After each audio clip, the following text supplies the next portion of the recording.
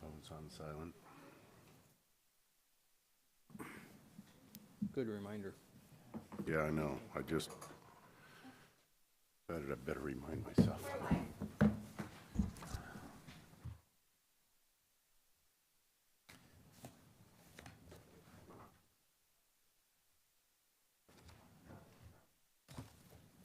Is there an extra copy of the agenda?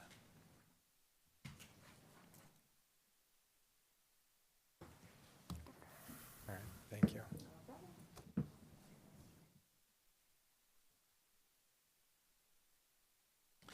Good morning. Today is Wednesday, October 2nd, 2024. We are here for the County Commissioners meeting.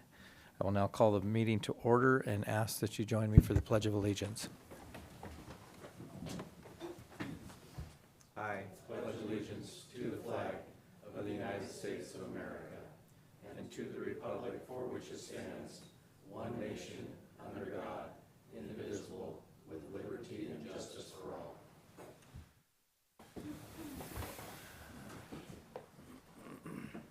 Adoption of current agenda. Is there any corrections or additions? Yes, Mr. Chairman, I'd like to pull item number 5 from regular business for future action and consideration.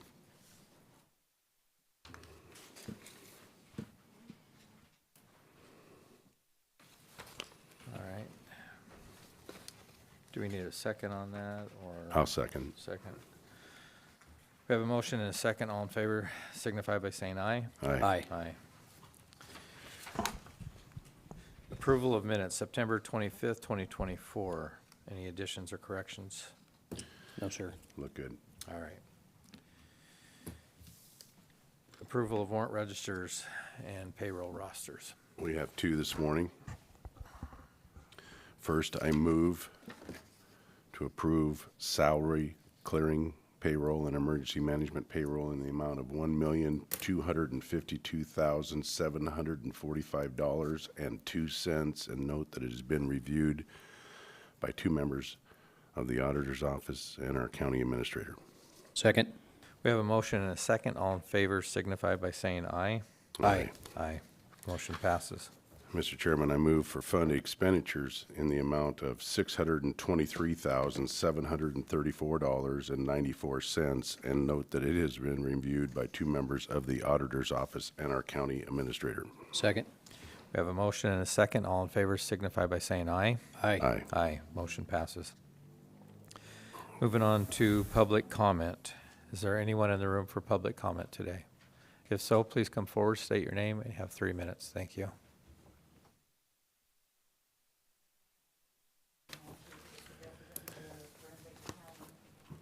We already have a full audit of what happened. We're in the whole a state audit going, and we're preparing for budget.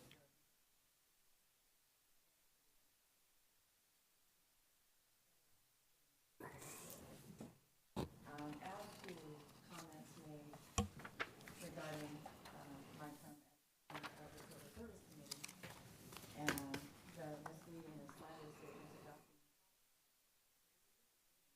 a legal situation from our civil. Enough time to work it out because our whole county building and apparatus. So many employees at once, trying to assign the chief examiner, you don't have the power to do that. I can understand in government. As I said before, when I was not speaking the content of the executive session that I was in, I sure as heck was not giving any kind of support whatsoever as a chairman of that committee. It was appalling, and that is your job, is to help people in this dome do the job to serve this county. I would just suggest a state audit on all of the doings and goings on, and especially the employee relationships and the requirements by RCW, because in the RCWs, it does require everyone in this building to work with that commission, and I'm not the only commission that got slammed. It was not done properly. So I would like a state audit going clear back to when Peter McIndoe left, because stuff was happening there, and the people have the right to know. Thank you.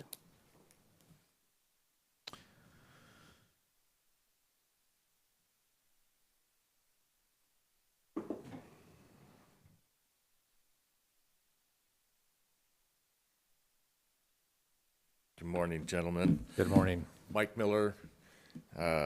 Vote yes on Prop 1, Communications Sales Tax Committee Chair.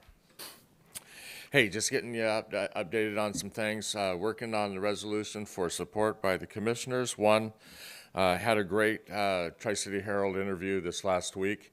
Monty Huber, our undersheriff, and I met with the Tri-City Herald, Corey McCoy, and one of the issues that came up, just for clarification, I'm the vote yes guy.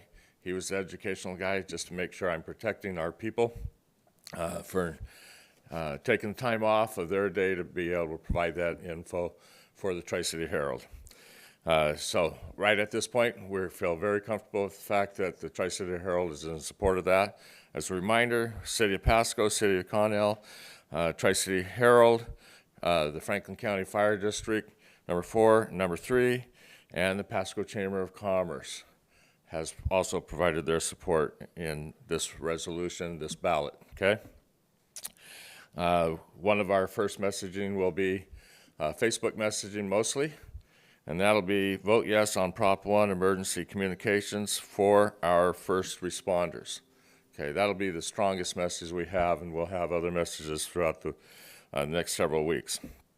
As a reminder, I had to do it. I talked about my confusion, and let's get it down to smaller numbers. When it was 500,000, 0.002 times 500,000, that was $1,000. If you go $10, it's just 2 cents. $20, 4 cents, $50, 10 cents, and $100, 20 cents, okay? So is that enough for us to justify why we're wanting to have this sales tax create and provide the dollars that we need to have for the radios and the radio infrastructure that we need to have? So it makes it a whole lot easier on that. One of the things that came up was signs. We may have some money for signs, but we're also being told we have to be really careful on that. So as a reminder, the signage that comes out has to say paid for by who? You know, obviously for us, it's the committee to promote this.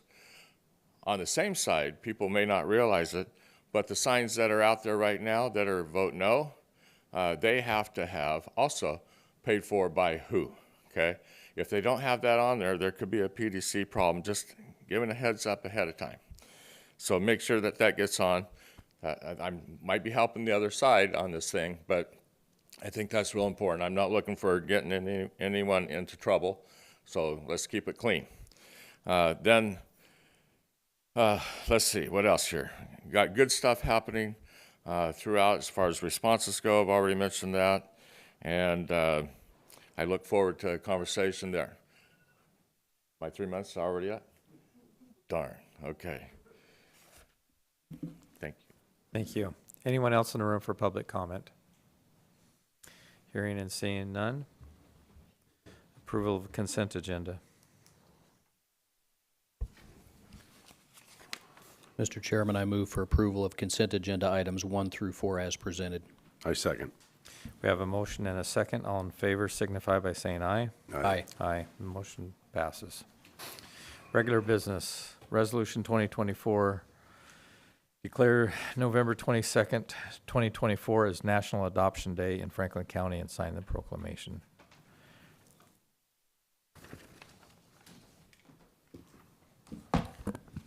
Good morning, Commissioners. Good morning. My name is Jose Saldua-Potvin. I work for Court Administration, and we are looking for a signature on our proclamation to recognize National Adoption Day. Every year we put on a celebration event, and we alternate between having it in Benton County and Franklin County. Last year it was in Franklin County, so this year it will be at the Benton County Courthouse. But we have different vendors that will come out and, we'll spread awareness of National Adoption Day. And usually we have a couple of families that will actually have their adoption take place on that day.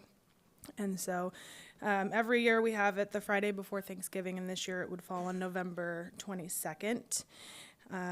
There's currently over 1,000 children in foster care in the state of Washington that are legally free and looking for their forever families. And so this event really helps bring to light the importance of adoption. So we're hoping you'll sign our proclamation to recognize that day. All right, thank you.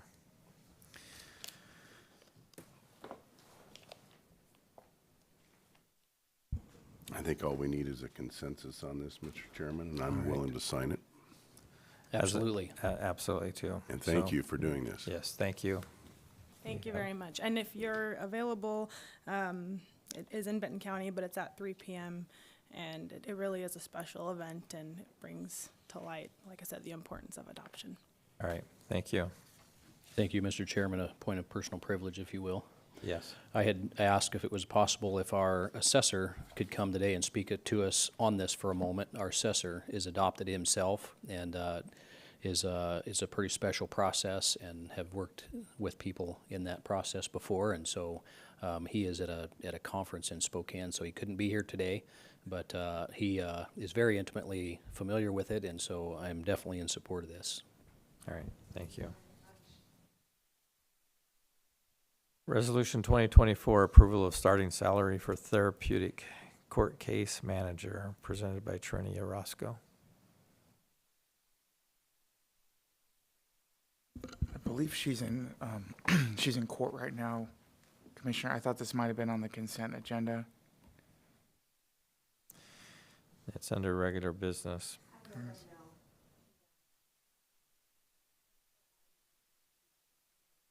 Oh, okay. Okay. Maybe we could move on and come back to it. Sure. Let's move on to item number 3, Resolution 2024, interlocal agreement for the contribution of funds for the construction of the Columbia Valley Center for Recovery project, presented by Eric Johnson. It's good to bring this back to you. It was in front of you in workshop last week. It's been an issue that we've been talking about since August, which is providing funding to the new Columbia Valley Center for Recovery project. You've heard from a number of citizens about the importance of this. So in front of you is the interlocal agreement, a resolution authorizing approval of it, and it will be in front of the Benton County Board of County Commissioners, I think, next week as well. So we're ready to go. All right. So with that, I will entertain a motion. Mr. Chairman, I move to approve Resolution 2024-0240 as presented. Second. We have a motion and a second. Any discussion? I just want to say that I really appreciate all the hard work that went into getting this resolution to this point. Very important for our community, and the first iteration of this wasn't what we see today, and I think we have a much better solution before us today, and look forward to passing it. All right. So we have a motion and a second. All in favor signify by saying aye. Aye. Aye. Aye. The resolution, motion passes. Mr. Chairman? Yes. On that first item, National Adoption Day is a resolution, so I move to approve Resolution 2024-0238 as presented. Second. So Resolution 2024-0240 passes, and currently with Resolution 2024-0238, we have a motion and a second. All in favor signify by saying aye. Aye. Aye, motion passes.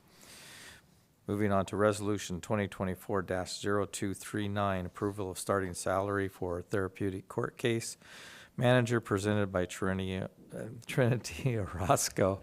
That's okay, I guess Trinity works. We are requesting an increase in step. We had an individual apply who has 4 years' experience in the legal field. She currently works in our other county. She just recently obtained her degree and will fit in nicely. She does speak Spanish, and she will have the ability to handle a program of at least 15 to 20 people. She's already currently has a case cap of 30 where she's working previous to us, and she's excited to get going. She's actually ready to start, I think, fairly soon, which is going to help us a lot. I don't think that asking for a step 3 is unreasonable at this point, given her experience and also the new degree that she just recently obtained. This is also grant funded, so we're not asking for any money from you. Oh, there we go. There you go. That helps a lot. Save some. All right, well, thank you for that. And at this point, I will entertain a motion. Mr. Chairman, I move for approval of Resolution 2024-0239 as presented. I'll second, but I'd like to ask, where would she have started at? A step 1. At step 1, and we're moving her to a step 3? Okay. All righty. So we have a motion and a second. Is there any further discussion? Hearing none, all in favor signify by saying aye. Aye. Aye. The motion passes. Thank you. Thank you. Resolution 2024-0241, Primera Group Membership Application presented by Margot Wilder.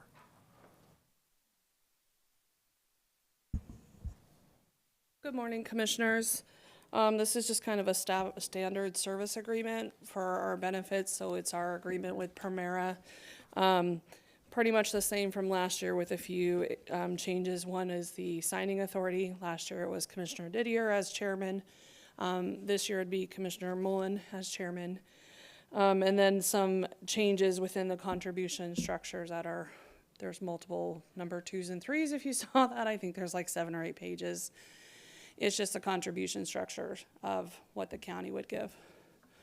And then recognizing that HUB is our broker, so the information goes to them for performance and things like that. We do have COBRA, various things.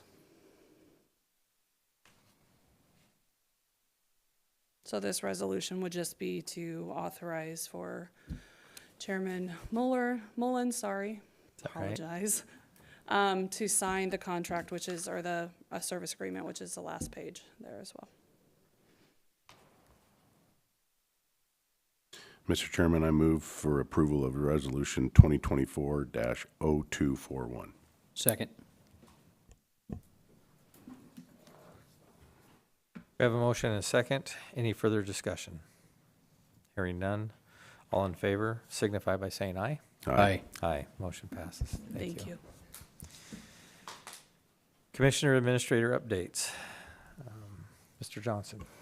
Thank you. A couple of items. Let me just extend my appreciation in particular to Tim Anderson. You have been submitted the preliminary budget.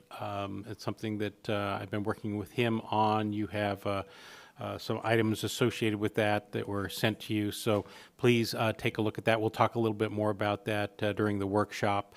But it is certainly something for us to be thinking about in relationship to what we'll call the structural deficit that exists for the county. The preliminary budget is about 1.26 million short. So a lot of activities that we'll be working on with you in anticipation of the workshops that will occur October 21st to the 25th, and then certainly a busy November as we close that gap. So I definitely want you to take a look at that. It's in the gravity system. Hopefully next Wednesday we actually will have a tutorial for the whole board on how to navigate through gravity, where you can begin to even think about your own scenarios in relationship to revenue and expenditure. So we'll talk a little bit more about budget during the county Budget 101 workshop after this your regular meeting here.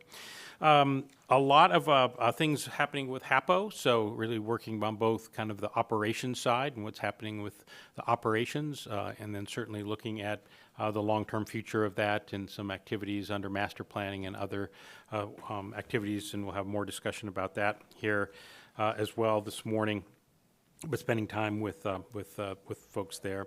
been looking at some of our joint agreements with Benton County and how important those are to us, but also the creativity that we can perhaps bring to some of those that could reduce expenditures, restructure a few of those activities. And so we'll be talking about that through the budget season as well, but I've been spending time with the administrators over at Benton County thinking about how do we think differently about a few of those that could, some could be revenue neutral, but with better program services to us. Others might actually be a reduction in costs to us as well. So both of which are really important. I would say the other big thing that I've been spending time with, and really want to extend my appreciation to the staff that are here, and that is how do we continue to deliver service as we've had some pretty significant vacancies.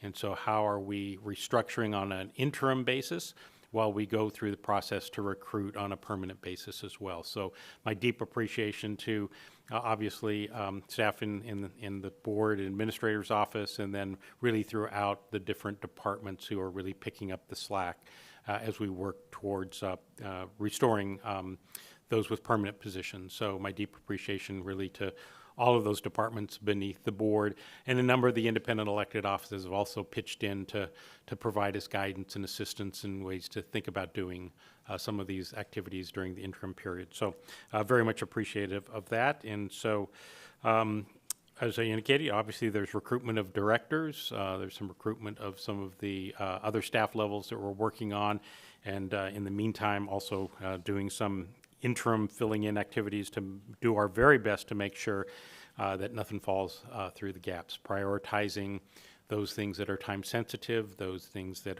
cause us the most risk and legal consequences if we don't get them done, and so working with that. So just leave it at that. All right, thank you. Commissioner Bauman. Thank you, Mr. Chairman. Shoreline Reconveyance Working Group meeting.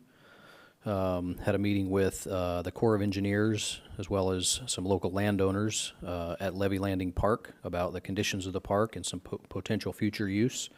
Benton County Emergency Services Executive Board meeting, as well as a BIPEN board meeting. Meeting with Public Works last week for their safety day. Enjoyed spending some time with them and seeing some of the safety presentations that they had that day. Budget meeting with the auditor's office, HAPO management, or meeting with HAPO management, and then issue that it helped work through with some expense from a vendor that needed to be kind of ironed out. So I appreciate all the different people that were a part of helping figure out the concerns there. And that's my report, Mr. Chairman. All right, thank you. Commissioner Didier. Hanford Community Meeting, great discussion.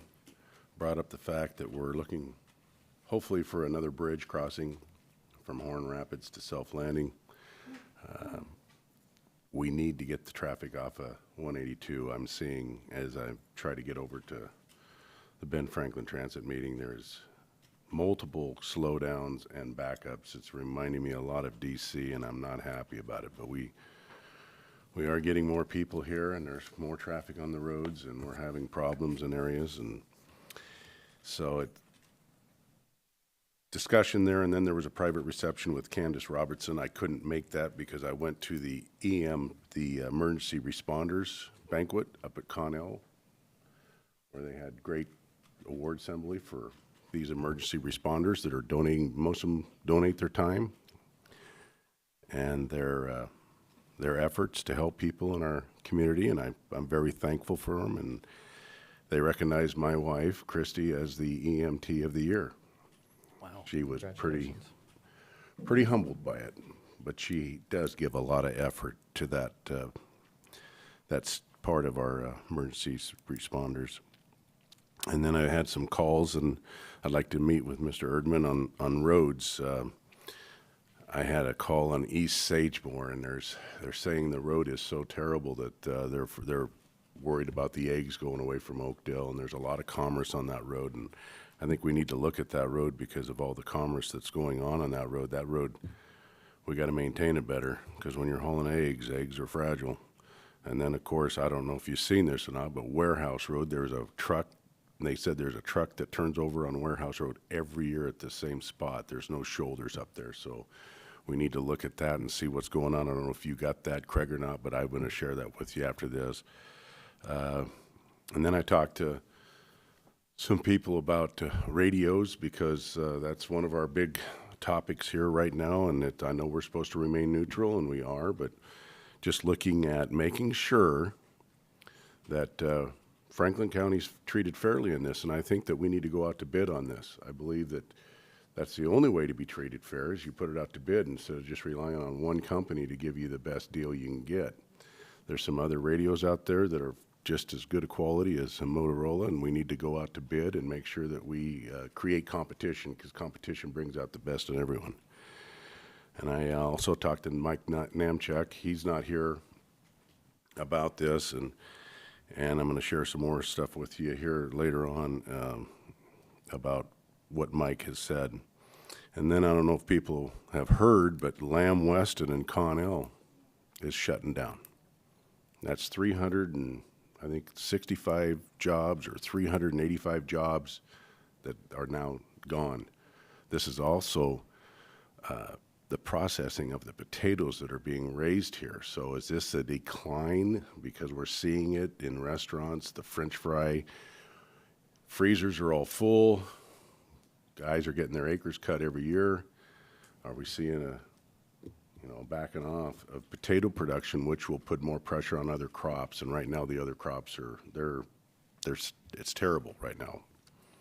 And also had some people call me on their property tax assessments. They got them, and I think the Board of Equalization is going to be very busy again this next year, because they raised a single wide trailer by $35,000 that was built in 1968. I don't see it. I don't see how you can raise the value on a trailer sitting on a lot of land by $35,000. It baffles me. I think we need to really take a look at our assessments and what's going on out there in the county, and what we're doing to our people of this county with these assessments. That's the end of my report. All right, thank you. Mr. Chairman, there was one other item I was going to just call to your attention, and that is the Washington State Supreme Court held a hearing on the proposed caseload standards this week, and they will continue to provide opportunity for public comment through October, as well as hold another hearing on November 16th, I think it is. So November 13th. So obviously it's a really important issue to all counties and cities as well. Both the Association of Cities and Association of Counties testified on behalf of counties, a number of other prosecuting attorneys, a number of other folks representing counties' interest in the interest of both public safety and in a fair justice system spoke. So it might be something that we think about as a county to write testimony and submit that public comment to the Supreme Court prior to October 31st for your consideration. So if that's acceptable to you, we'll start to draft some letter expressing not necessarily both concerns of the caseload standards, but certainly the ability for any county, let alone Franklin County, to pay for the types of tripling of caseload standards that it could take, let alone finding the attorneys and the ability to pay for that. So if you concur with that, I'll take a stab at drafting a letter for your signature. Absolutely. Yes. Okay, thank you. Yes, and thank you for bringing that up. That's a major impact on all the counties, so no, I do appreciate it, and you have my support. Last week, as you know, Lamb Weston did close down permanently. Everyone was given their pink slips last night or yesterday. So that's the loss of close to 400 jobs there in Connell, and I had discussions last night with Israel, and hopefully try to find some placement for these workers and let them know what opportunities are out there, and any assistance that we can give is going to be greatly appreciated. So, moving on to public comment. Is there anyone in the room for public comment? Oh, this is really probably more under the title of administrative office business. And it's regarding, in the consent agenda, we had Resolution 2024 -0224. And when you were going through the consent agenda, because my agenda that I downloaded seems to be different from what we're running on today, I wanted to make sure that that resolution was indeed passed in the consent agenda, because I heard 1 through 4, and then we did 5, 6 and 7, or 5 and 7, but I did not know what happened to the So our consent agenda is 1 through 4. Number 4 being Resolution 2024-0224 Franklin County Lease Purchase Agreement with Summit National Bank for one new Thank motor you. grader. There was, Yes. my agenda's obviously different, so Oh, no. I just wanted to make sure that that was Yes, we did addressed. pass Thank you. it. No, thank you. I appreciate you catching that and bringing it to our attention, but yes, it was passed. Is there any other administrative office business? Okay. More public testimony. All right, so we'll move on to public comment. Is there anyone in the room for public comment, please? If so, come forward, state your name, and you have 3 minutes. Michelle Andrews again, going to keep you busy. I did attend the Washington State Association of County Commissioners. Did not see a lot of attendance, did not see a lot of attention clearly put on the Columbia River Treaty. Looks like Wes McCart carries the water for all of us. One of the, in the strategic steering committee for legislative session, they wanted to come up with more taxing, public utilities tax, because we don't have one for counties, because they need money. Again, I proposed a bill to retain 0.1% for infrastructure and public safety. Yes, Ms. Bernard has contacted me about that. Another county commissioner from Skamania and Paul Jewell did take it to distribute. Do you know how much money we can earn off interest and T-bills and CDs by maintaining and retaining the money here before we send it off to Olympia, who takes advantage of that?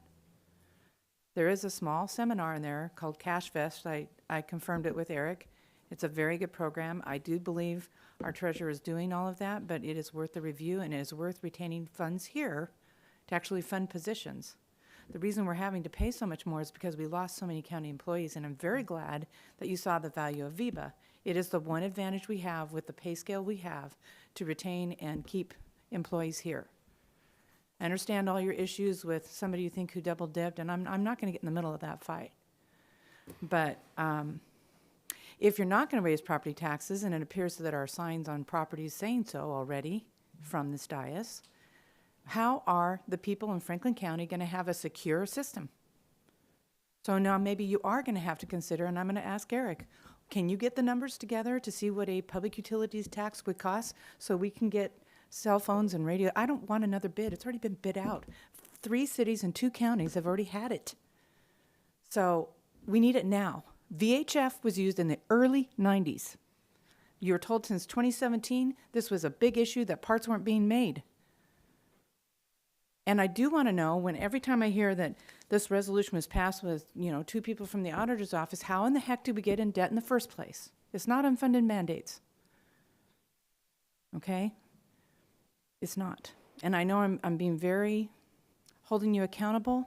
I do respect you. But I'm a taxpayer. I was a volunteer. I was treated like garbage.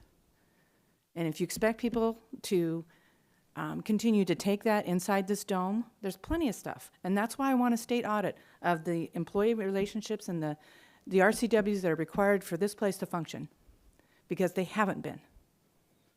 When you voted and you asked Mr. Stavern if he could handle, because he had a conflict, he has a relation that works in the jail. When I was civil service commissioner, they said they yes. And you know what? He practically yelled at me, "You're going down for this." That is a travesty to anybody who comes here and tries to help. And yes, you hurt me. You hurt me very badly, but I'm back because I care about my county. Anyone else in the room for public comment? Good morning. Good morning. I'm on the Erin Petty. I'm on the advisory board for the Columbia Valley Center for Recovery. And I just wanted to say thank you for considering the additional funds as we build this great center for both Benton and Franklin counties. What we're trying to build is something that clients, people suffering from substance abuse or mental health disorders, the staff that will take care of them, and the families that support them. We're going to build a center that they're going to be proud of, that they're going to want to go to, and that we were going to be giving them lots of hope. So thank you so much for helping us do that.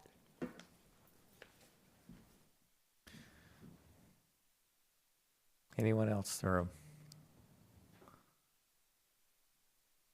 Hi, I'm Nancy Roach with the Benton Franklin Recovery Coalition, and I just want to thank you all, as Aaron has done, for doing the right thing. It's really something to celebrate, and I really believe that I represent many people in Franklin County as we have worked towards this moment where Franklin County would commit to supporting the Recovery Center in a very real sense. Many folks have expressed to me and those in the coalition their desire to have the commissioners do what you've done today. And so on their behalf, because it's hard for people to get here at 9 in the morning, I want to thank you and Mr. Johnson for the work that you've done. We're well aware of that too, in helping to bring this interlocal agreement together. Excellent work. And thank you. Each one of you have been contacted by people in our community. You've been responsive, and you've done due diligence, you've done your homework, and that's where we are today. And I want to thank you once again. Very important work, and we're celebrating with you. Thank you. Thank you. Is there any need for executive session today? No, I do believe we need a closed session, though.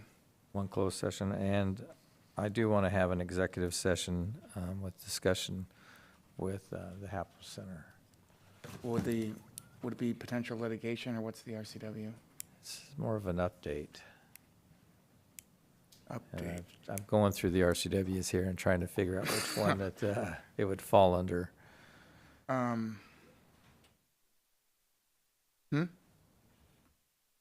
Lease documents.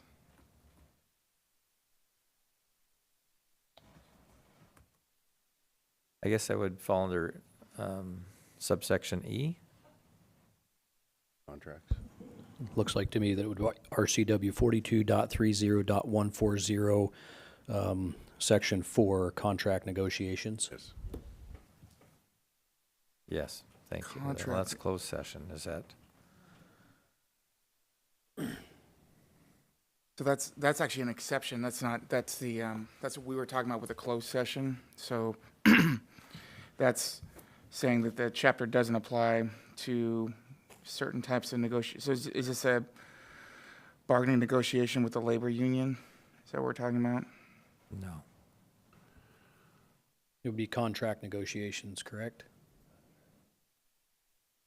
That's what it's spelled out here, is contract negotiations. And it wouldn't be a executive session, then it'd be a closed session. Closed session, Yeah, right. not executive. Right. So, but reading that section in context, it says, and I'm looking at RCW 4230.144A.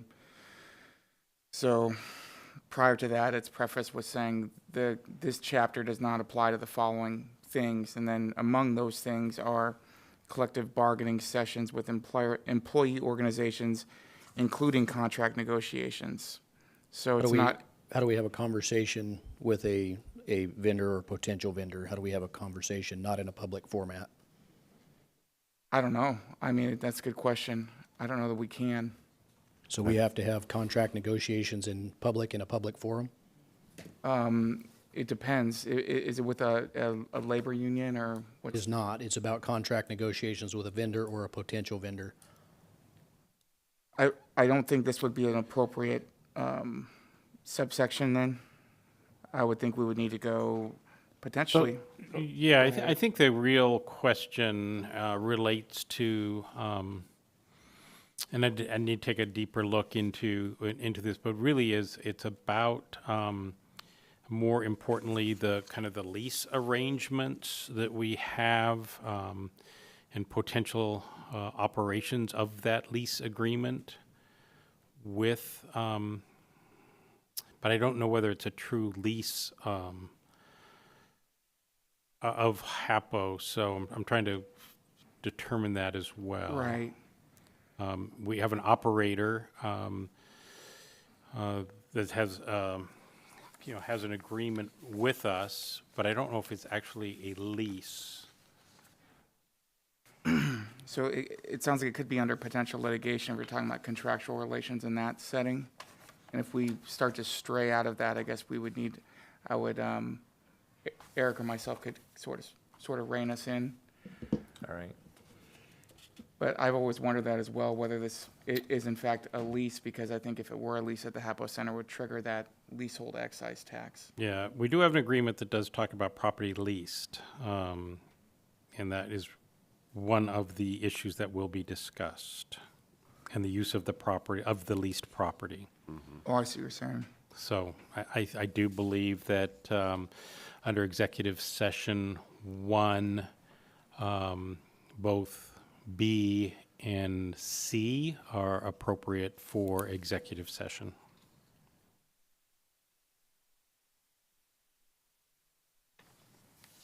So how much time do we need? 10 minutes? 10 minutes? 15 minutes. So, Mr. Chairman, I would ask for executive session under 42.30.110, Section 1, subsections B and C, real estate acquisition or site selection or real estate minimum price for 15 minutes. All right, For so- the Board of County Commissioners, County Administrator, Legal Counsel, and the Clerk of the Board, as well as our HAPO management. All right, so at this point, we'll go into executive session for approximately 15 minutes under RCW Code 42.30.110, Section 1, and subsection B and C for approximately 15 minutes. I'll ask that the County Board of Commissioners and Administrator, Legal, and Hapo Center Administration be present.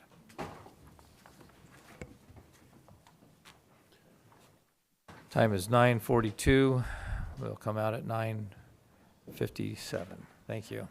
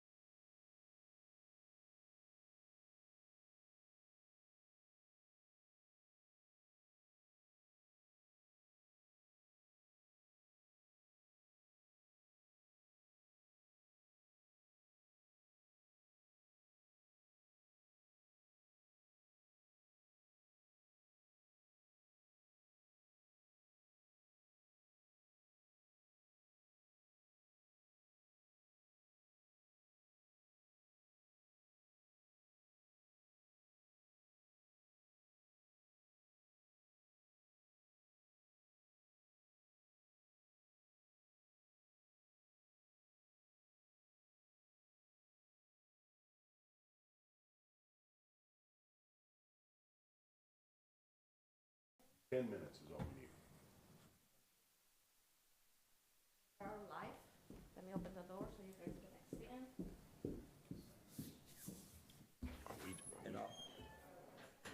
And all the other Apple elements that we have concerning HVAC and the rest. Next slide. Yes. We'll be back to you with, So we've come out of executive session. We're going to go back into executive session. We're going to extend for approximately 10 minutes under RCW Code 42.30.110, subsection 1, subsection B. C. C. Are you sure? Right, Yep. C. C. C, senor. For 15 minutes. Is that right? Actually, we'll go on for 10 minutes. Is that enough time? Yeah.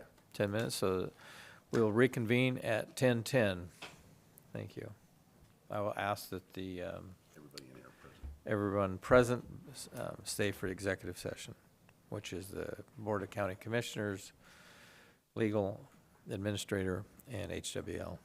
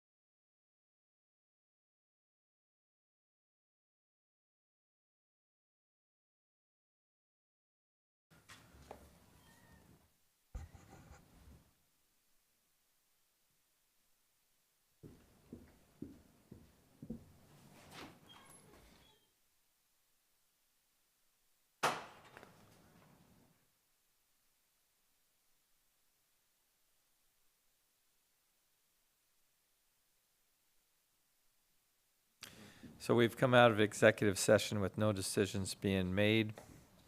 Is there any more business for the good of the county? Hearing none, this meeting is adjourned. How long you want to do for a recess? Do you guys want to take a break or Let's take a 5-minute.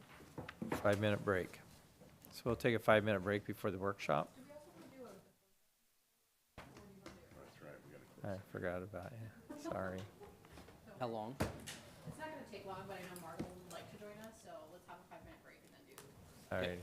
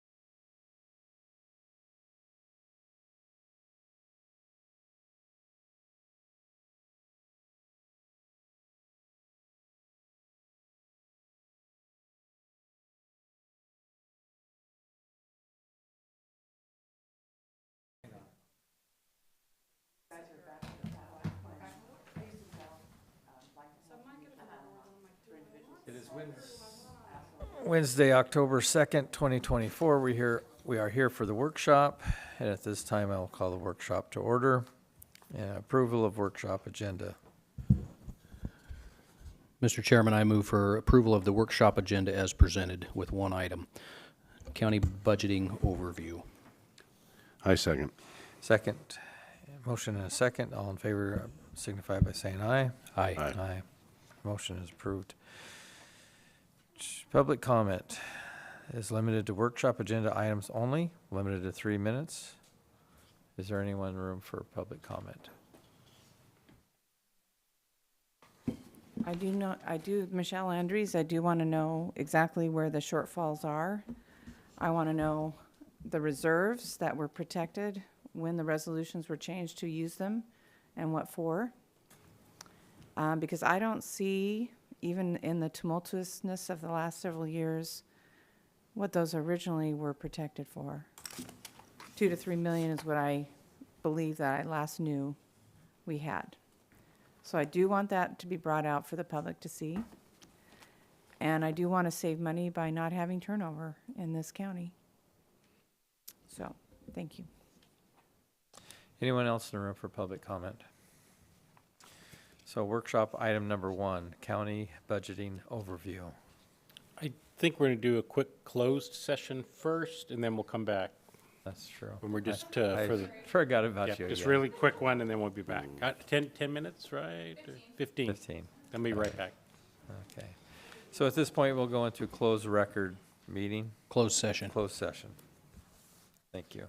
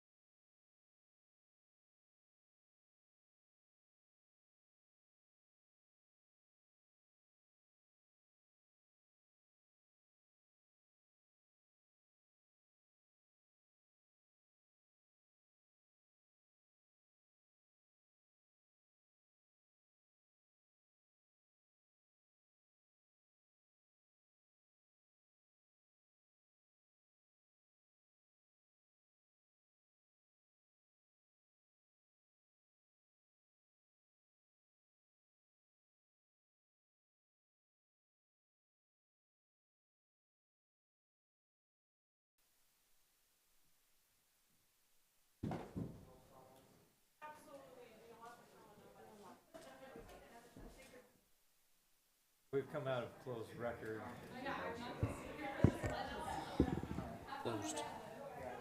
Closed hearing, not closed record. Closed hearing. So we've come out of closed hearing, and we'll continue on with the workshop. And we are at workshop discussion. County budget overview. Great, thank you. And Teresa's getting the PowerPoint up, so I will, and it's also in your materials as well. Really, what I'm going to be focusing on is kind of a broad overview of county budgeting, your responsibilities within that system, use some high-level information as we begin to kind of drive down to the very specifics of the Franklin County budget.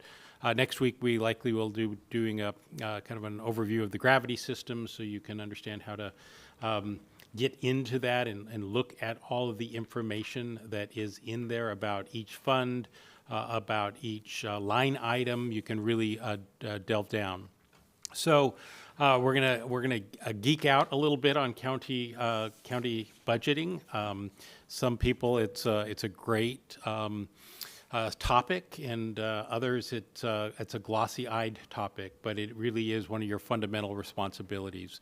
So you can move to the next slide, Teresa. Keep going.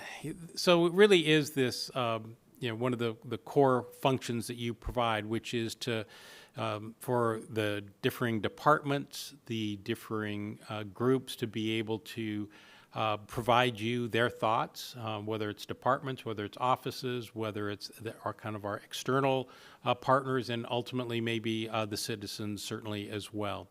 And so that's really part of this engaging process. So I've got 50 slides. I'm going to skip over a number of them pretty rapidly and just hit some very important highlights. Next slide, please. And I can get you, I can get you a PowerPoint copy of this as well if you would like, so you don't need to take pictures. You're more than welcome to, and tweet them out and talk about what a cool geeking presentation it was on county budget. So the big thing for us is that it's a reflection of your policy. It's kind of the old Adam, which is you measure what matters. Similarly, you pay for what matters. It's the choices that you're going to make about what's most important with the finite set of resources that you have. What is it that you want to pay for? It helps you achieve goals. And one of the things I've abstracted a couple words is goals and objectives. And I think over the long term, getting the board to really focus on what its priorities are, and stating what those priorities are. Obviously, this is a county with extreme growth. That's no surprise. So, how do you deal with the challenges being brought forth in growth? And even though, and I was going to add a couple more slides in here, even though most of that growth is in the incorporated population, you serve as a regional county government. You serve as a regional deliverer of services, including to those inside the incorporated city limits. Sometimes people just look at the county as the government for the unincorporated portion. That is one of your responsibilities as the municipal government for the unincorporated portion of county government. But you also have all of these direct responsibilities that you have in relationship to the incorporated residents as well. It's a financial plan. It's a management tool. It really gets you thinking about delivering and the accountability to achieve those both statutory responsibilities and constitutional responsibilities. Oops, that's the wrong way. And so the budget serves these duties. The state constitution required the legislature to create government, county government. There are 39 different counties in Washington State. The last one was 1911 in Pend Oreille County. And so we have constitutional duties. We elect an array of officials, including yourselves, to fulfill constitutional responsibilities. Then we have statutory duties, which are provided in the RCWs. I should have added, we also have responsibilities through Washington Administrative Code, which is oftentimes festers for county government, where the state agencies create WACs that we have to then follow as well, because the legislature, my editorial comment, is too lazy to actually do the detailed work necessary to implement some of these laws. But regardless of those, we still get to define service levels. Simply because you have to do something, you still have some discretion in establishing service levels of performing our statutory and our constitutional responsibilities. We fund discretionary programs. There are certain actions that are not required by either the statute or the Constitution, and so you get to do things. The statutes actually define many of those, the things that you may do. And so there are things, programs like that. Parks is a great example. County Fair might be a great example. There are certain things that you may do. You don't have to do, but you may do. And it's really our plan for our community, and ultimately it's a great opportunity for us to have conversation with the community about the services that we deliver. There are all these different drivers that impact our budget, and really take a look. I mean, it is from state and federal mandates. There are a number of things that we have delivered since statehood. County roads is a good example. We have delivered roads since statehood, pre-statehood actually, when it was territorial days. There's certain requirements that we have. There are state and federal revenues that come in. We've got a lot of growth activities. Local revenues and the impact of local revenues and what's happening with those, and the economic conditions. Inflation, and there's no question that in the past number of years, inflation has had a significant impact on both our costs of salaries and wages, but certainly in just doing the cost of business. So there's all these differing drivers. We have talked a lot about labor agreements. The cost of our employees, as we're going to see later, is probably about 75% of our current expense budget. So the decisions we make in regards to labor agreements obviously have a significant impact on the county budget expenditures. So you just kind of take a look along. There's just a lot of drivers that you have to take into consideration as you do your work, including these commissioner priorities. You ultimately are the county legislative authority. You have the responsibility to fund the things that you think are important as you talk to your citizens and other elected officials and those in the community. There's a lot of things that we'll be thinking about. Obviously, what is that right fund balance level? Your fund balance is probably under 10%. It's low. I think the government finance officers think about 17 to 18% is probably the more closer right number. So your fund balance, and I'm talking primarily about county current expense fund, not all funds. I'm talking primarily about county current expense fund or general fund. We have to balance that operating budget. We don't have the luxury, perhaps it's not really even a luxury. We have the responsibility to balance. There is obviously the federal government doesn't balance on an annual basis. Our state government also has the responsibility. And looking at one-time revenues, we've had conversations about how do we use one-time revenues if they were to come in to us.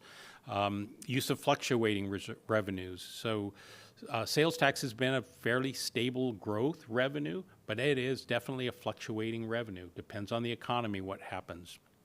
Looking at revenue diversification so that you don't become so dependent on one. We are heavily dependent as a county government for property tax. And there's both good things about that in our state, and there's bad things about that. And we'll talk a little bit more about that. Fees and charges, we have debt. Most counties, and your county is very similar to this, Franklin's very similar to that, we're very similar, don't have much debt. We just don't. Counties generally have been very risk averse to carrying debt. So, but there's nothing wrong with carrying debt if you've got a dedicated type of fund source that's going to pay for that. It may make sense of why you would borrow. I want to talk about the structural deficit and what this actually means, because there's oftentimes confusing about this. And it really is the fact that, we have had a fairly strong economy over the past a number of years. In fact, surprisingly, because of sales tax growth in particular, but you also are in a growth perspective, so we're getting new construction.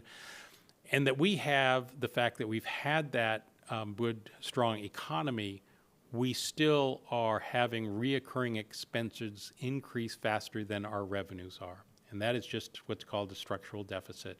And I've described it in different ways for you to take a look at, that despite being in a strong economic cycle, our revenues are still are still not enough to keep up just with general growth.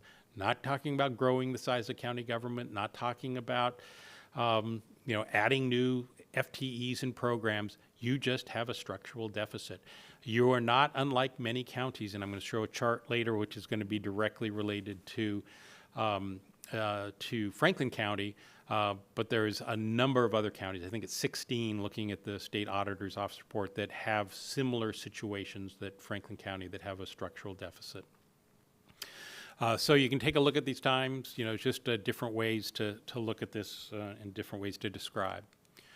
And so what an illustration of a structural deficit is if you started with a 10% surplus, let's say, and this is utilizing about revenue growing at about 4% and expenditures growing about 6%, is that your reserve basically within 7 years is gone, and then within 13 more years, you are 32% overexpended.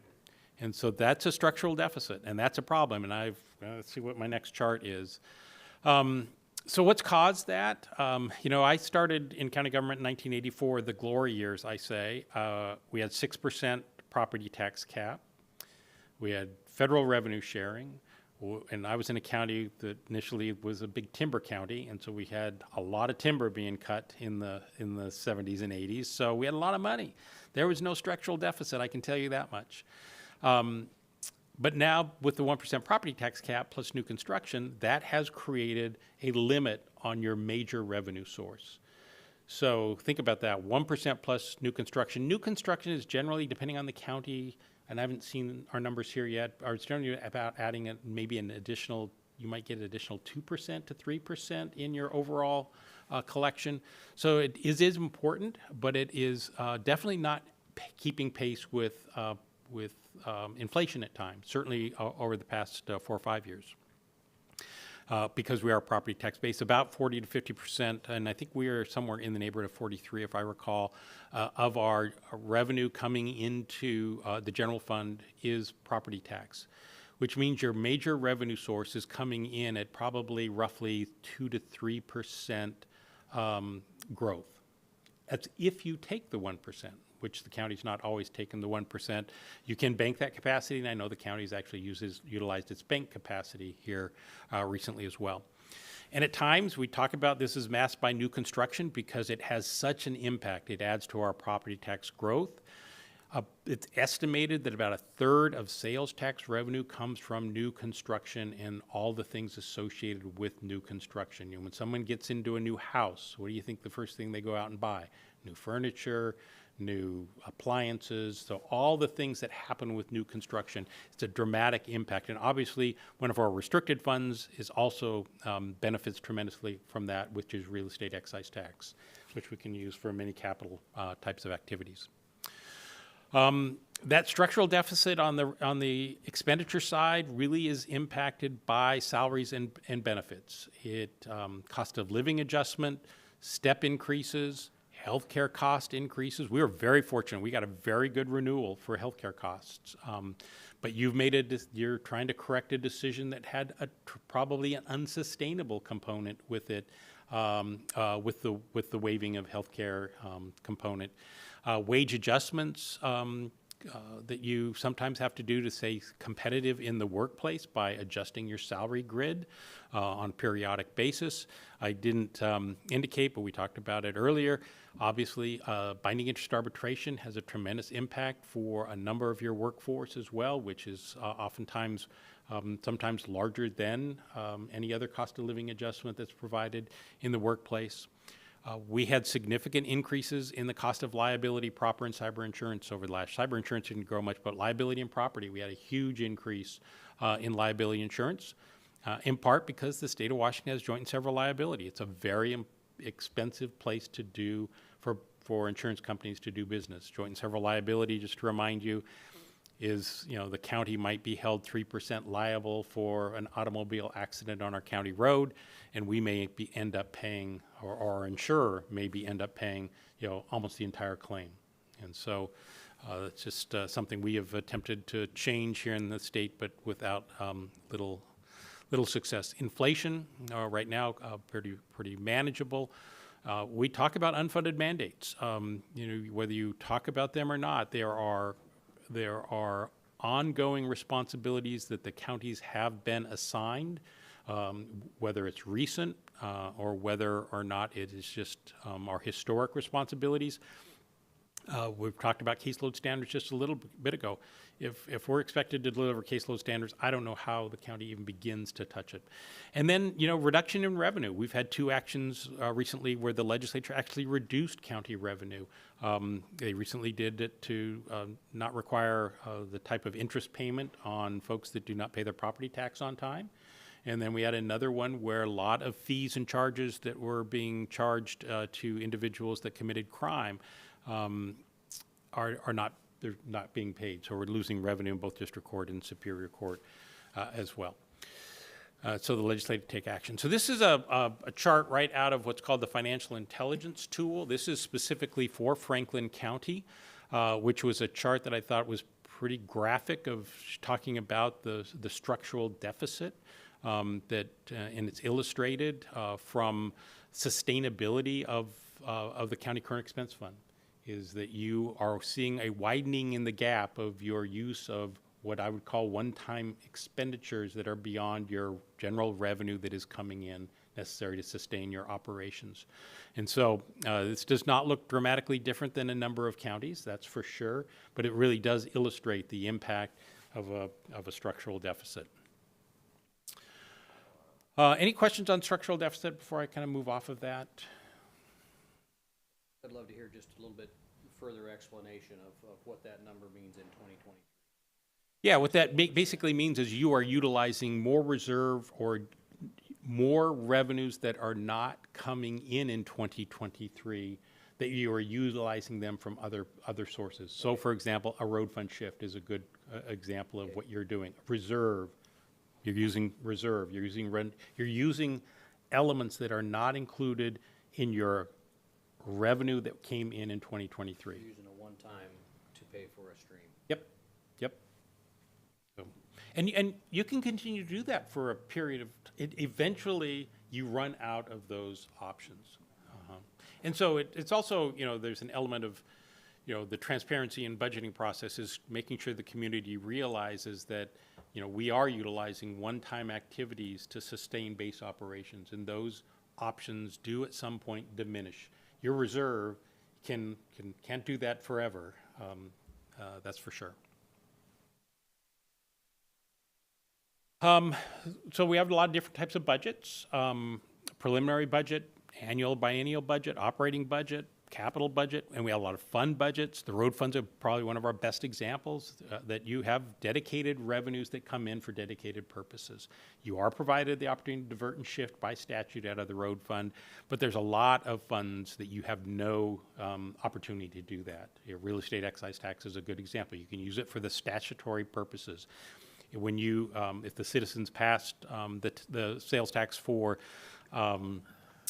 or the tax for the ability for the radios, it's going to be in a dedicated fund, appropriated by you, and then it will be heavily audited to assure it's only utilized for those said purposes. You can't shift that type of money back into the county current expense fund. So we have a lot of funds in counties that are like that.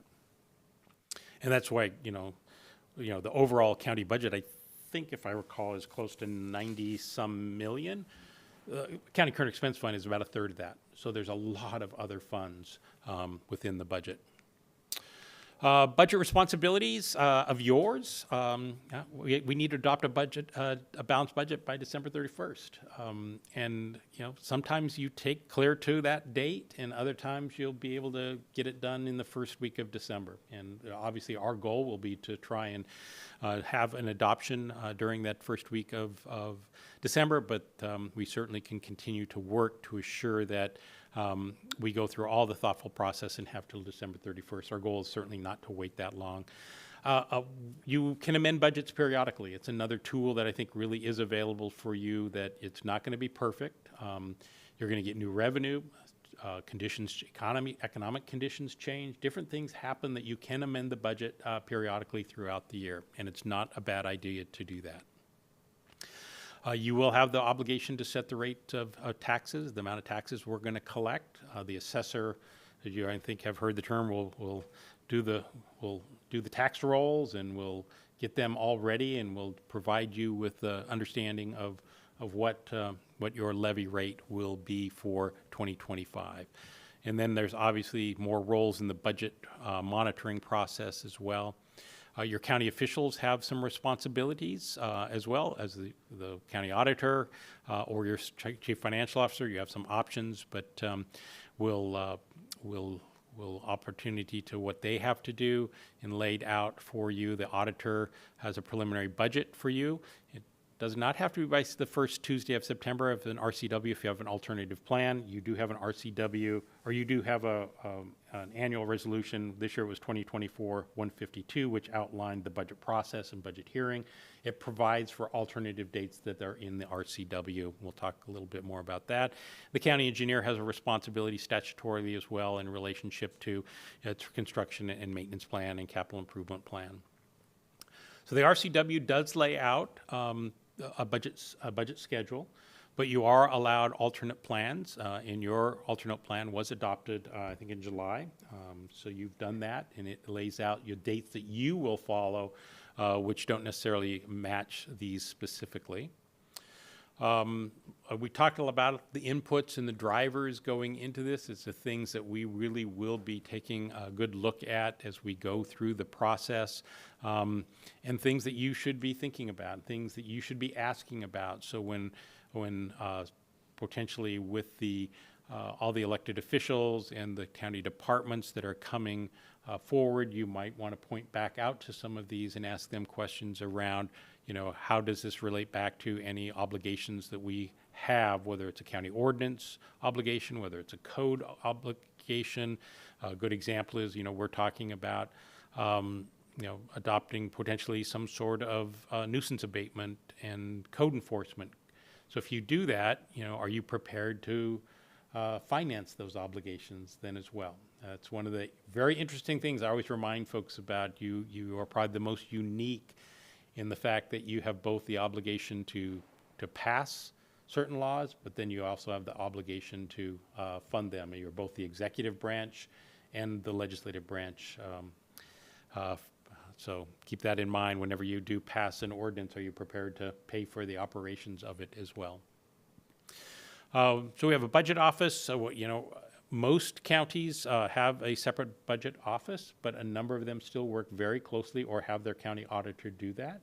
Primarily, the budget office here is within the auditor's office. I've been working very closely with Tim and his team, but really is a team approach. The treasurer has a significant responsibility in the revenue forecasting for a number of our major revenue sources. So these are all really important activities to be thinking about as well. I want to talk a little bit about forecasting. Really is starting to think what we know, and I think we're going to show some information and data that will be able to help you understand where we have been accurate and where we have not been accurate, because I think we should really focus on being as accurate as we possibly can in revenue forecasting. Is it fair if we each year come in at perhaps under predicting our revenue by $500,000, and we in turn have transferred $500,000 from our road fund, when that really potentially wasn't necessary because we didn't do a good job forecasting what our revenue was, or we were cautious. I didn't say good job. That's not a fair word. We're cautious, and there's times where you want to be cautious if the economic unknowns are such that we want to be more pragmatic and we want to be more cautious on what we expect, what's going to be in the property tax growth. For example, we might expect some good growth in property taxes, but now we'll be meeting with the county assessor to understand what are the impacts of the two tax increment finance districts, one by the port and one by the city, on county property tax. So we'll be thinking about those. We're still in the negotiations for salaries for particularly our bargaining units, and so what would that look like? Contracts that we have, fixed obligations, debt obligations, all the things. Thinking about the more volatile sales and use tax. Sales and use tax we keep thinking is going to slow, but it doesn't seem to be slowing. It seems to still be pretty on track with what's being projected. And keep in mind, a third of that sales and use tax might come from new construction as well. You have a lot of new construction within the area. But now let's think about what is the impact of a major employer laying off 400 employees? What will that do? Is that going to have an effect on county revenue in some way? Or is it something you just need to be cognizant about? So be thinking about that. Interest income, we expect probably, because of inflation, our investments were, we were getting probably some of the best return on our investments that we ever had been getting in recent memory. That will come down. I think some will project that we'll be about 20% less in interest income because our interest rates will drop at least by that much in 2025. What's happening, particularly for utility costs and fuel costs, all the things that just continually incrementally go up. Be thinking about what you want to have in terms of those discussions with the treasurer, with the auditor, with your budget team about how aggressive do you want to be in revenue estimation? How cautious do you want to be in that revenue estimation? Recognizing you can do budget amendments, that if revenue doesn't come in as you're expecting, there are tools you can do during the fiscal year. So be thinking about that. This is just an illustration of the difference in revenue sources for the three entities and why that 1% property tax cap affects us far more than our two other governmental partners. We are highly dependent on property tax. And so when your major revenue has such a limit of growth, it's dramatically different than the state or cities. The state's up a little bit because they brought a little bit more property tax in during the McCleary decision. They brought local school district property taxes into their system. So I think they're back up to closer to 16% now. But regardless, it shows that that they are impacted. They have a lot more revenue sources than we do. The good thing about being property tax based is it is a pretty stable revenue source. We can collect 100% of what we collected last year or 101% if you choose to take the 1%. So you can't say that about sales tax. Sales tax is extremely volatile. When the economy goes down, the state and the cities are more greatly impacted by sales tax, loss of sales tax revenue. So we've got some stability, which is good. It just doesn't have growth, which is not good during inflationary times and period of times for wages and salaries in particular. General revenue sources, this is across the state for counties. All counties vary a little differently. Some counties are very unique and have, like Klickitat County has a landfill, and they've got a agreement with the provider to pay them kind of a set of revenues from tipping into their landfill, huge landfill. So they get more money, but most counties are property tax dependent, kind of that 40 to 50% range. On the expenditure side, and I think you're pretty close to this, about 75% of our funds will go to public safety and the justice system. Pretty typical in counties across the board. I think I've got a chart in here that will illustrate Yakima County, and they're about 80, I think about 80%, a little higher. So pretty similar. And then the second chart, and this is the 75-75, you'll hear me talk about 75% of general funds generally in criminal, public safety, and the justice system. And about 75% of our costs are in labor. And so this is just such a significant impact to us that our big cost driver is sitting in salaries, wages, and benefits. Are roads considered to be? No, they're not. So this is just county current expense fund. The road fund is something that sets aside from, and it would be much different for the road fund. The road fund will be, because of capital construction, a whole bunch of other things. It is definitely not as human resource intensive as the county current expense fund. Oops, went back, wrong way. So things that we don't need to spend too much time on this. We've got the budget calendar. We are, I think the question in providing it, next year potentially in July, providing some more direct mission direction when they submit preliminary budgets, including just giving them the ability to say, listen, you know, we're still in our structural deficit, no new FTEs. You know, giving that from the get-go is good. I would say a good thing is we have very few new FTE requests this year. The budget projection coming into you, there was a lot of fiscal discipline, I think, on the part of the departments and the offices, it looks like. You know, are there enhancements? Are there things that you do want, though, is also a good thing to be thinking about programmatically that you think about. Thinking about using bank capacity. You have a little bit of bank capacity left right now. It's not a lot. And the road fund, levy shift and the levy diversion. You know, diversion is something most counties have kind of stayed away from simply because of the reporting responsibility and just gone to a levy shift.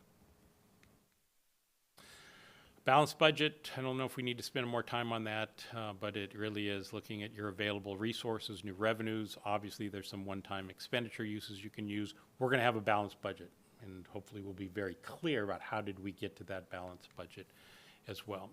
A lot of different tools to go out, to look at, to help you kind of do some work associated with that, and happy to share some of these websites and tools with you if you want to get into the nuts and bolts about county budgeting as well. And then the content of the budget. You know, Tim's done a nice job on presenting you a preliminary budget. I don't know if anyone has had a chance to open it up. It was an attachment to his email as well. It's a very short, nice, short and sweet look at a very high level. So being able to take a look at that. And then getting your message out. I think this is one of the things that is really important, both internal to the operations. You know, we have 270, I think, county employees, making sure they understand what is kind of the limits on your decision-making, making sure the county elected officials are understanding the parameters of your decision-making, the reasons why you've made your decision. And I don't know where it is at in my slideshow, but you know, we really do want to try and start, you know, whether we can get to a 4-year projection on your budget, but looking at the consequences of decisions you make today is how they look in out years. Because with the decisions you make, we want them to be sustainable. So Yakima County does a really interesting thing. This is an older slide. I should get from Craig more recent ones. Craig Warner's and a lot of this presentation was actually put together in partnership with myself and 2 county auditors and 2 budget directors as we work through kind of just talking about county budgeting to commissioners throughout the state. But property, use of this tax dollar, this is one of those things, you take a look, the vast majority of property tax dollars does not go to the county. The vast majority are going to schools, and you can see the city's portion. The Yakima County current expense fund is about 13.9%. That's something that all citizens pay, and the county road fund is only paid by the unincorporated residents as well. A nice pie chart that really shows for Yakima County, they're at about 31% in their general fund. So it's, this was, again, it's probably much more significant now, a number of years later. And then you can see public safety and law and justice, they were at 83% of their budget went to those 2 functions. So public safety and law and justice, you know, definitely higher than the statewide average. Again, charts, trying to illustrate to the public, illustrate to our other elected officials and department heads, illustrating to our staff and other community organizations what's happening with our expenditure growth and where is expenditure growth occurring. When you think about 75% of your budget is generally in law and justice and public safety, that's where you're going to see the largest growth then as well. It's going to continue to grow within those. We can talk and show what's happening with revenue as well. Our revenue can continue to be fairly strong. You can see that, you know, sales tax, interest revenue, our interest revenue has been really strong lately. It's going to work. If we have showing that this way, it's going to take a dip. But it's an important part of our revenue stream. I'm going to skip over some of these, which are more about, you know, how do you manage the budget, more about once it's adopted as well. But just remind folks again, the things we talked about earlier. We have the county current expense fund, but we have a whole other series of fund types that have independent budgets as well that you'll be adopting as well. Other tools, things to be thinking about, and policies. And then these were some suggestions that folks really had from the budget offices that we surveyed. Is number one, conduct your own research, or if there's data and information that you want, you've got some good resources here. I can help coordinate. We've got auditors folks, we have treasurer folks, we've got other departments that might be able to give us the information that you need to make decisions by, so don't hesitate to do that. You've got your meetings scheduled October 21st through the 25th, but don't hesitate to go deeper. If you want to have individual meetings, don't hesitate to reach out. As you get into the Gravity system and have questions, don't hesitate to do that. I can't tell you how important this long-term perspective is, and that fiscal sustainability that you want to get to. You never know when that next recession could hit. You can't predict that, but you can plan for the norm, which is, in your case, unfortunately, is less revenue than current expenditures, and so you have that structural deficit as well. During the budget process, and I know this is the temptation that I urge you to resist, which is getting into the weeds, is yes, you might want to cut $1,000 in travel here and $1,000 in travel there. You might, because that's very tangible to get to. But when you're talking about a structural deficit of 1.3 million, we're talking about broader concepts. We're talking about really strategy about how do you correct that. And you might be able to get $50,000 from travel, but it's probably not going to get you at that very big level, high level picture that you're going to need to address. Obviously, insufficient reserves. If you're to talk a survey, this is kind of a survey of budget folks from 39 counties. We need to keep it. We need to keep it for when we truly have emergencies and contingencies. And when you have that structural deficit in good economic times and are using reserves in good, strong economic times, can you imagine what happens when we end up back in the 2008 era, where we, across the state, lost about 12% of our workforce? So, not monitoring budgets. That is one of the things. This county's been really good. They are meeting on a monthly basis as kind of a budget to monitor. So, recognizing, when is overspending occurring? When is revenue not coming in to the degree that it should be? Are we seeing revenue growth that could perhaps allow for us to think about, rebuilding that reserve? So things to be thinking about as well. Obviously, not following statutory requirements. That's a no-no. It's what we try and avoid. At the same time, setting accepted service levels within statutory requirements are also, I think, your obligation, because you understand there's risk by doing that, but you also have a finite set of resources as well. Really encourage as many questions during the budgeting process, this whole over budgeting. I think it's a big pitfall for us, I think, in county government is we over project what we might spend, and then we don't spend it, and we under project revenue.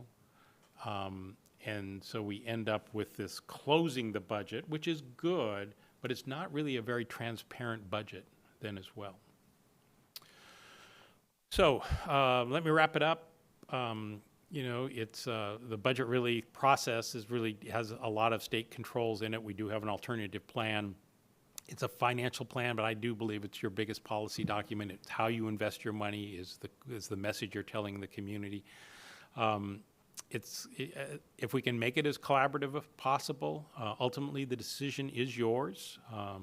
There's only 3 folks that have a vote in it, but getting as much input and collaboration in the process and helping them understand, others help you understand the positives, the pros, the cons, the alternatives, things to be thinking about this. My experience in county government is most other elected officials don't hesitate to give you their views on what to do with the budget. At the same time, the things we can do to make it collaborative so that we can speak with one voice as much as possible is really, really helpful. Restricted revenues, they require careful monitoring, and we spend a lot of time, and you have a lot of internal checks and balances to protect that. So we've got, obviously, each department is watching how their money gets spent and stays within its appropriate category. We have, as you see, we have multiple signatures on invoices to make sure it is expended within appropriate categories. We have an annual audit, both financial and audit from the state auditor's office. If there's federal funds involved, we have a separate component to that as well. So there's a lot of monitoring that occurs. So happy to answer any questions. It's really meant to just be a quick overview to start stimulating your discussion and thinking about the month of October and November that will climax, hopefully, with a adopted budget during that first week of December. So, Give us a snapshot of what that October 21st through 25th might look like. yeah, so the schedule that was presented, and so it was developed before I got here actually, really has a full week of opportunity for and a schedule for the different departments and the different offices to come in front of you and present their proposed 2025 budget. Some will be very straightforward. They are carryover budgets with really no changes. Others might come forward with there'll be some that'll come forward with a restructuring that might have within their FTEs, but will have no bottom line change, but they're going to restructure their workforce. We've got some meetings later today with where I'll bring in someone to talk to you a little bit about some potential interlocal agreements that we have and restructuring those that could result in both neutral revenue changes to potential savings as well. So each of those will come in, departments, offices, and do their presentation to you. You'll have a chance for just Q&A.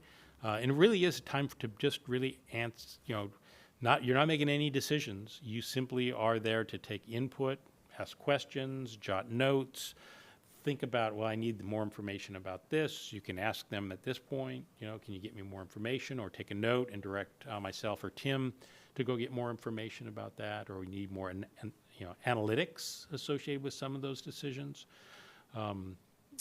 Look at historic trends of what's happened in expenditures within departments. So it really is meant as an opportunity to garner information as you prepare then for the month of November making decisions.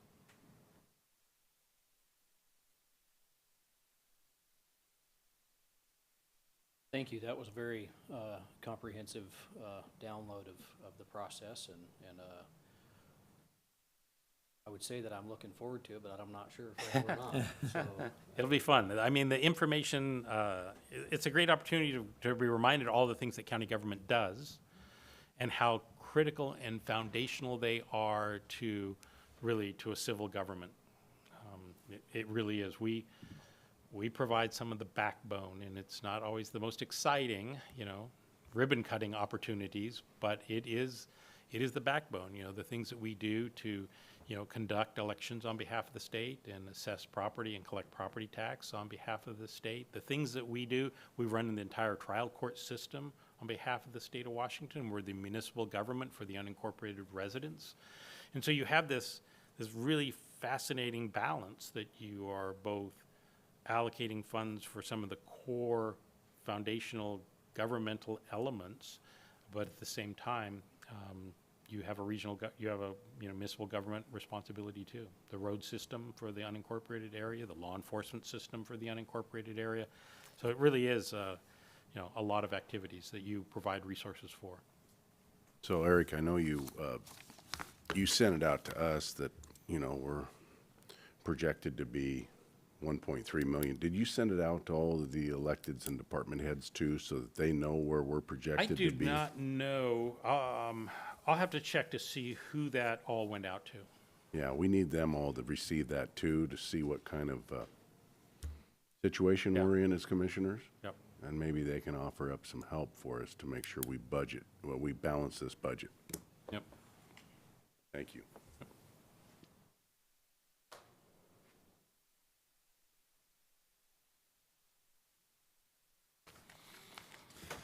So, thank you. Is there anyone in the room for public comment? If so, you have 3 minutes. Seeing that, no. I could say Mickey Mouse, but you know it was me. I really appreciate this as a citizen. I see this as an enormous opportunity to come together as taxpayers and commissioners. Because when you see that chart, and I did take some pictures just so I can refer back, there's 18 activities and things that you're responsible for in your positions, plus the 20 to 21 or so meetings you have to go to meet the people in our community. And that's why I have tremendous respect for the positions that you have. It has been difficult sometimes to support and to see so much focus on all this other stuff that has happened over the last several years. I didn't come into this building to run for office or to do anything. I came from the American Heart Association where I had to run a budget and all I had was volunteers.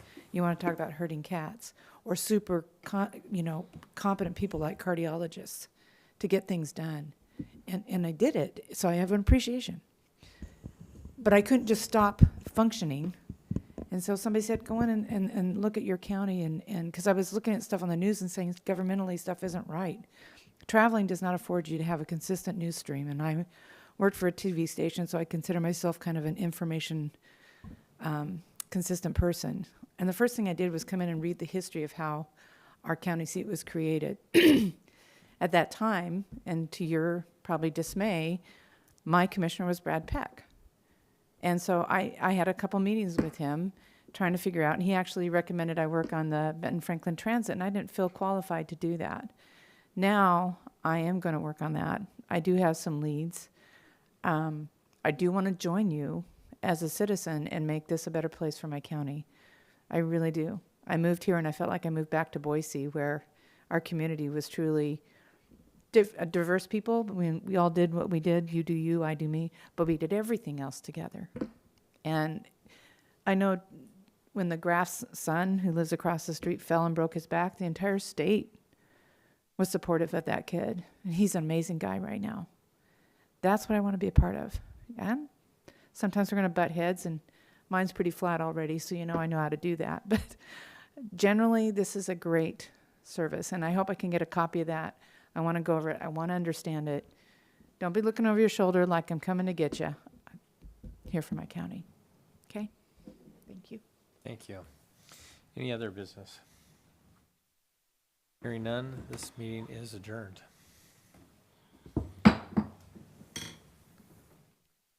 Thank you. That was very helpful for me. Yeah, thank you. Thank you. Marnie, you can go say hi to people. You wanna go say hi? Come over here.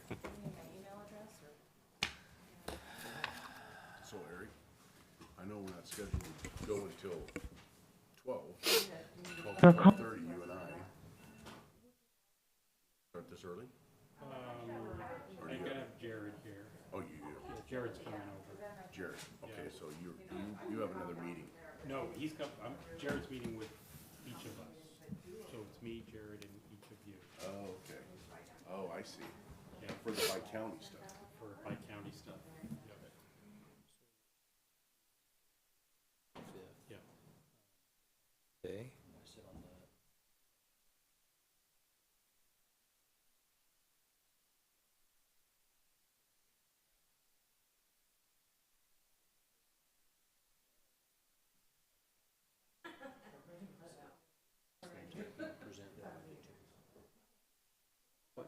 So that's.